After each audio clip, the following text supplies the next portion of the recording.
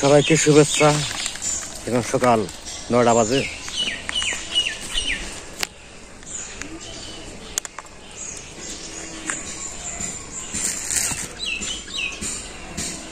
এই যে মাছগুলোর শাক কাজুরি নাকি কর চিংড়ি মাছ আছে।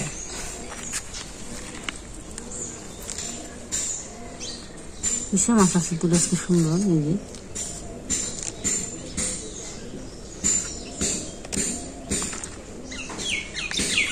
তো ওই মাছটি কিনছি 500 টাকা দিয়ে।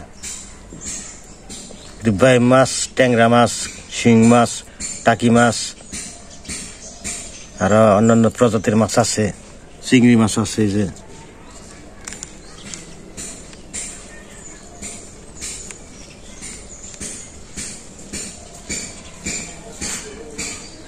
বাবা কি কাঁদে।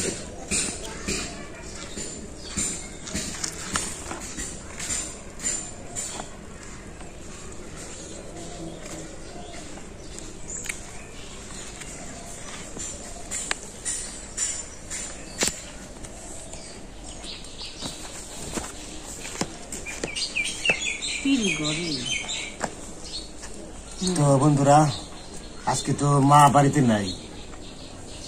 তো গতকাল বিকেলের দিকে মা পাটগ্রাম গেছে। তারা ওখানে তো আমার কৃষি আছে, তো মাকে দেখাইতে পারি নাই, ভিডিওটা করি নাই। তো আমার এক দাদাই আর কি ভিডিওতে কমেন্টস করে বলছে 3 দিন আগের ভিডিওতে যে আমরা এই কৃষিকাজ করে কিভাবে চলি। তো বিশেষ করে আমি বলে কথা না, আমাকে উল্লেখ করে করে নাই, আমাদের গ্রামের সবাই যারা আছে বা তারা কৃষিকাজ করে কিভাবে চলে বা আমি কিভাবে চলি এগুলো জানতে চাইছিল। তো বর্তমান প্রেক্ষাপটে এখন তো অনেকে চাকরিজীবী, ব্যবসা বাণিজ্য করে বিভিন্ন কাজে জড়িত। তো আগে তো সব কৃষিকাজে ছিল। আমরা যখন দেখছি ছোটবেলায় চাকরিজীবী খুব কম ছিল। এখন সব কৃষিকাজের উপর একটু কমে গেছে, অনেকে বেশিরভাগ চাকরি বাকরি করে। তো আগে তো কৃষিকাজের উপর নির্ভর করে চলা লাগছে। তো যাই হোক, সবাই এই গ্রাম থেকেই মানে শহরে গেছে সবাই। তো শিকড়টা গ্রামেই। তো চাকরির ক্ষেত্রে হয়তো অনেকেই শহরে যায়।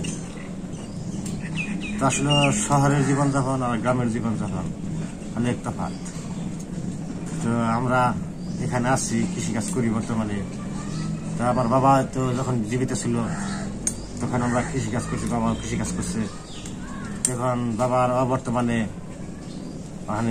আমি আর কি সংসারে হাল ধরছি। তো আগে তো আমি একটু শহরে কাজ করতাম, ইলেকট্রনিক্স কাজ করতাম টিভি কোম্পানিতে।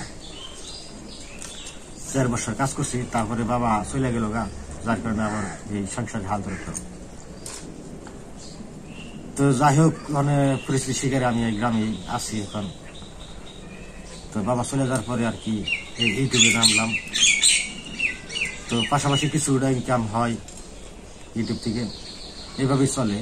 তো কৃষিকাজ করে বর্তমানে প্রেক্ষাপট বাজারে মানে কৃষিকাজ খালি করে চলে না, তারপরে বিশেষ করে এলাকা ভিত্তিক আছে।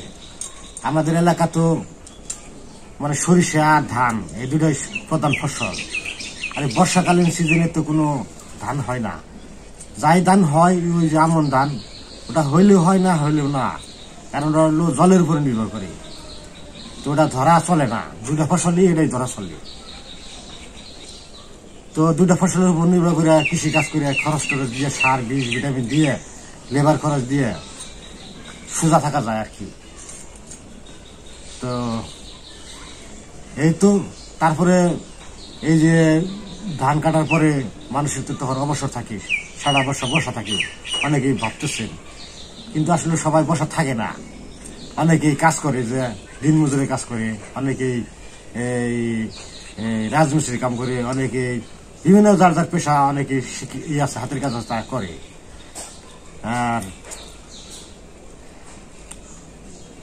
আর যারা একটু কাজ কাম না জানে বা হাতের কাজ না জানে তারা হয়তো গরু পালে। আমাদের দেশে তো গরু পালায় ব্যবসা ভালো, কিন্তু বাংলাদেশ মুসলিম কান্ট্রি, ওই হিসাবে গরু পাললে আমাদের দেশে ইনকাম আছে। তো আমরা পাশাপাশি সংসার পাশে গরু পালি। তো গরুটাই আমাদের হলো মেন আর কি। তো গরু অনেক দাম আমাদের এখানে, তো খরচা আছে প্রচুর, তারপরেও ভালো থাকে, একটা প্রফিট থাকে। তো এলো আছে না যে একটা বছর মানে সংসার করে বা কৃষিকাজ করে যে 1 লাখ 2 লাখ টাকা ব্যাংকে জমা থবো বা সঞ্চয় করবো, ওই সিস্টেমের না। তো লেখাপড়া খাওয়া দাওয়া খরচপাতি নিয়ে আর কি চলে।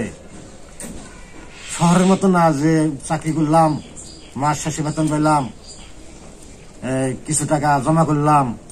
আমাদের গ্রামে এরকম সিস্টেম হবে না। ধান চাষ করে, সরিষা চাষ করে, কৃষিকাজ করে হয় না। সোজা থাকা যায়, ঠিক থাকা যায়। তো আগের দিনের কথা অনেক বাদ। কারণ হলো আমার বাবাই দাদাই যখন তারা কৃষিকাজ করছে, তখন কৃষিকাজ করে তো আমাদের আবার একটা প্রজেক্ট আছে, ওই যে মানে সেচ ব্যবস্থা। সেচ ব্যবস্থা করলে একটু লাভ থাকছে। তখন আমার দাদাই বাবাই এগুলা ছিল এই প্রজেক্টটা, এখনো আছে কিন্তু একটু কমে গেছে জমি। কিন্তু তখন আবাদ করে কৃষিকাজ করে বছরে মোটামুটি মানে 1 বিঘা করে জমি রাখা গেছে। আমাদের যখন যৌথ ফ্যামিলি ছিলাম, বাবা ছিল আর কাকা ছিল, তখন 1 বিঘা করে জমি রাখতে পারতাম। আর এখন বর্তমান প্রেক্ষাপটে জমি তো রাখা দূরের কথা, মানে খাইয়া পইরা সোজা থাকাই মুশকিল। যদি গরু না পালানো হয় তাহলে আরো চলা পারবো না। তো যাই হোক, অনেক কথা বললাম, আপনাদের বুঝাতে পারছি কিনা আমি জানি না। যাই হোক, আমি এখন গরু পালি কিছু, আর ইউটিউব আছে, পাশাপাশি কিছু সবজি আবাদ করি, আর কৃষিকাজে জড়িত আছি, ধান সরিষা শস্যপণ্য এইভাবেই চলে যায়। আছে না যে আমরা লাখ লাখ টাকা বছরে জমা করতে পারি, তা না। গ্রামের জীবন, সাধারণ জীবন যখন, আমরা এতেই খুশি। চলে যেতে পারলি, মোটা ভাত মোটা কাপড় পরে যেতে পারলি খুশি, এটাই কাম্য সবারই, গ্রামের সবারই। আমরা তো আর সরকার চাকরি করি না, বড় কর্মকর্তাও না, আমরা কাজ করতে পারবো তাও না। এখন ভগবানের কাছে আশা করি আমরা যেন মোটা কাপড় মোটা ভাত খাইয়া মান সম্মান রক্ষা করে আমি চলে যেতে পারি, এইটাই। তো আর কি বলবো। তো পূজার মাছ কাটতেছে, আজকে বাজারে গেছিলাম, মাছ টাছ নিয়ে এলাম। তো আজকে বিভিন্ন ধরনের মাছ আছে, নদীর মাছ, এগুলা খাইতে অনেক টেস্ট। তো আজকে পূজার মাছ বলছিল যে মাছ আনছো কেন, আমি আনলাম, মনে চাইছে। কিন্তু পূজার মায় বললো যে অনেকদিন ধরে পাঙ্গাস খাই না, পাঙ্গাস আনতা ভালো হইতো। কথা বুঝা পাঙ্গাস খায়, পুঁটি মাছ খাইতে গেছে। বর্তমানে ছোট মাছ, ছেলেমেয়েরা, ছোট ছোট বাচ্চারা, ওরা পাঙ্গাস পছন্দ করে বেশি। তা হইলে কি আসলে পাঙ্গাসটা তো এত ভালো জিনিস না, চাষের মাছ বলতে ভালো জিনিস না। তারপরে চেষ্টা করি 2 টাকা বেশি লাগলেও একটু নদীর মাছ, উন্মুক্ত মাছ আনার জন্য চেষ্টা করি, এই তো। তো আর বাংলাদেশের খরচপাতি তো আপনারা অনেকে হয়তো জানেন, 1 টাকার মাছ 500 টাকার মাছ। তো বাজার পাতি খুব চড়া দাম, বর্তমানে চলা বড় কঠিন। অনেক কথা বললে ফেলাম। তো এখন মাছ কাটতেছে, সাথে থাকেন, দেখতে থাকেন আমাদের ভিডিও, পাশে থাকবেন।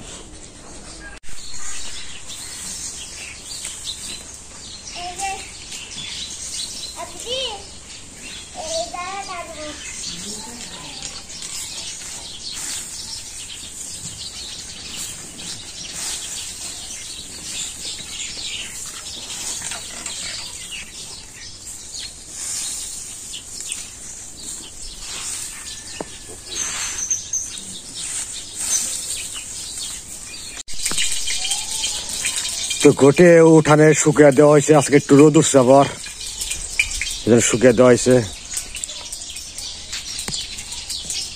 তখন রান্না বান্না করবো।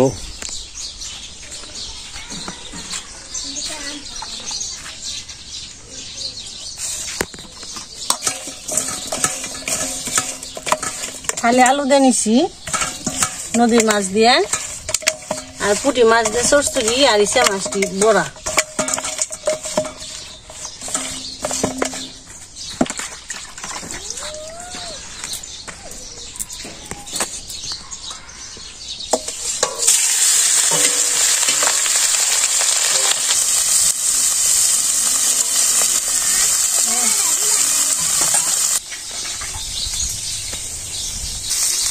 বৃষ্টি আইব ডাক নিয়েছি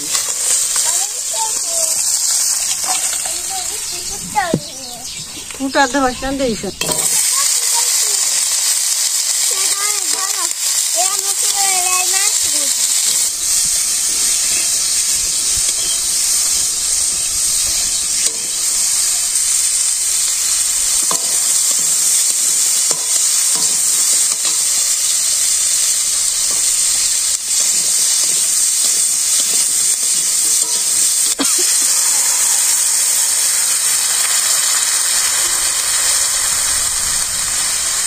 কি মন ডাক নিয়েছি জিনিস জিনিস দিল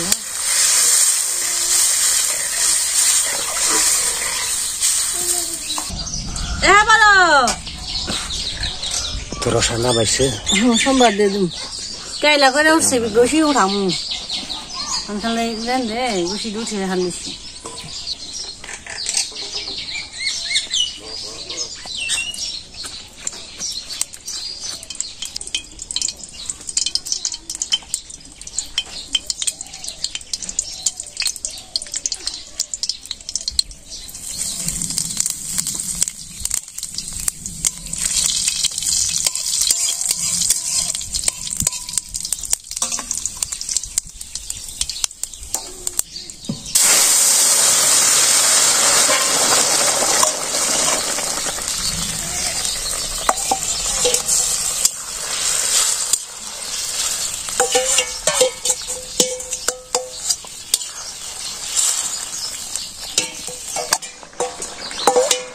জিরা বাটা দিলাম জিরা বাটা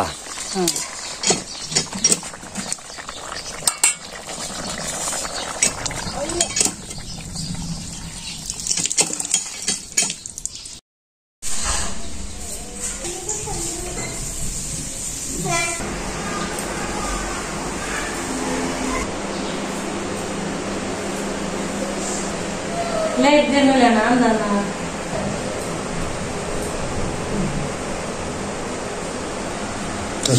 চিংড়ি মাছের বড়া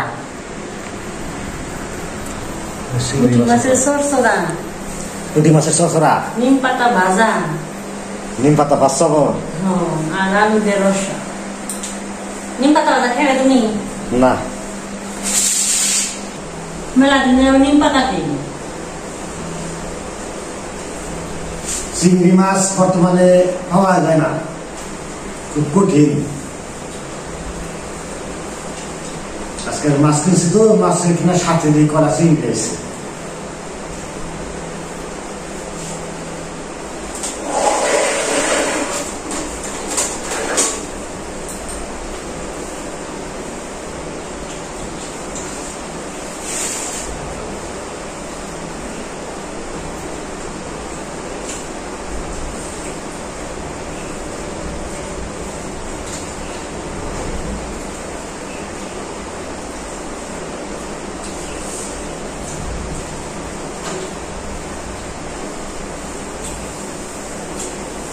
আপাতত ঘুমিয়ে বসে খাইলে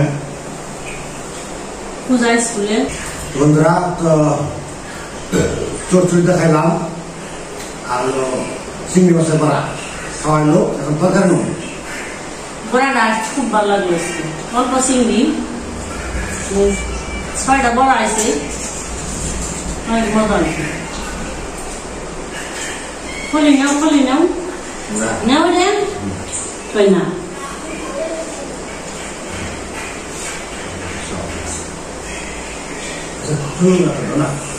খাও খুলি আসো কে আসলে দিলে নিজের